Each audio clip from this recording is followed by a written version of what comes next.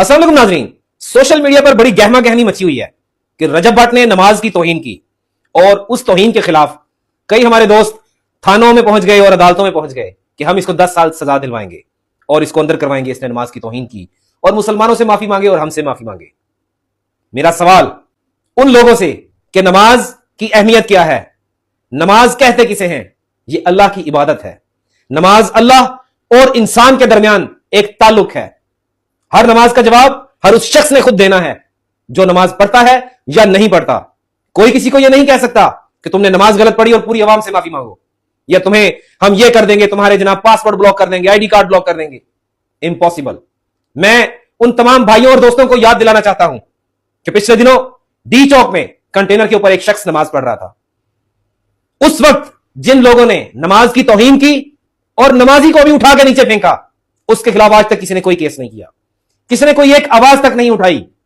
सवाल यह है कि कानून एक मकड़ी का ऐसा जाला है कि जिसमें ताकतवर जानवर तो उसको तोड़ के निकल जाते हैं और कमजोर कीड़े मकोड़े उसमें फंस जाते हैं।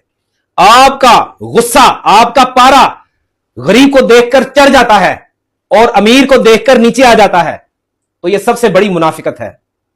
बात रहेगी रजब भट्ट की कि रजब भट्ट वो जो भी है, जो भी उसका बैकग्राउंड है, जो भी वो चीजें हैं, 1.5 साल पहले की वीडियो उठाकर उसको ब्लेम करना कि अल्लाह ने तुम्हें इज्जत दी है। उसकी शादी पर लोगों ने डॉलरों की बारिश की, लोगों ने उसको तोहफा दिया, शेर का बच्चा, गन गिफ्ट दी और घड़ियां और पता नहीं क्या क्या सोने और उसको तोहफे दिए। कुरान में लिखा है इज्जत और जिल्लत अल्लाह के हाथ में है, इंसान के हाथ में नहीं है। मैं एक वकील हूं, मेरे हाथ में नहीं है।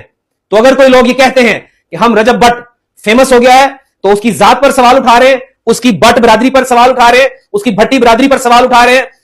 कयामत के दिन अल्लाह के नजदीक वो होगा तकवे की बुनियाद पर जिसका तकवा सबसे ऊपर होगा। ना बट, ना जट, ना मियां, ना कोई जात। अल्लाह के नजदीक तकवा है, यह कुरान पाक का हुक्म है।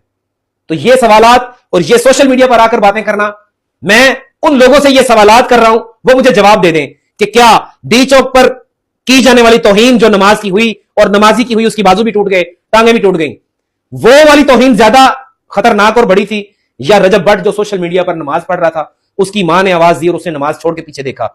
नमाज ये हुक्म है अल्लाह के नबी हजरत मोहम्मद मुस्तफा खातमे नबीयीन सल्लल्लाहु अलैहि वसल्लम का कि अगर तुम नमाज फर्ज पढ़ रहे हो और तुम्हारी मां की आवाज आई है तो छोड़ दो वहीं पर नमाज।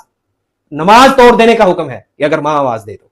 मेरा सवाल उन भाइयों से है जो उसके खिलाफ अदालतों में चले गए हैं, जो उनके खिलाफ थानों में चले गए हैं। इस सवाल का जवाब आप देंगे मुझे? और मैं रजब भट्ट को एक अहम पैगाम दूंगा, रजब भट्ट परेशान होने की कोई बात नहीं, इज्जत और जिल्लत अल्लाह के हाथ में है।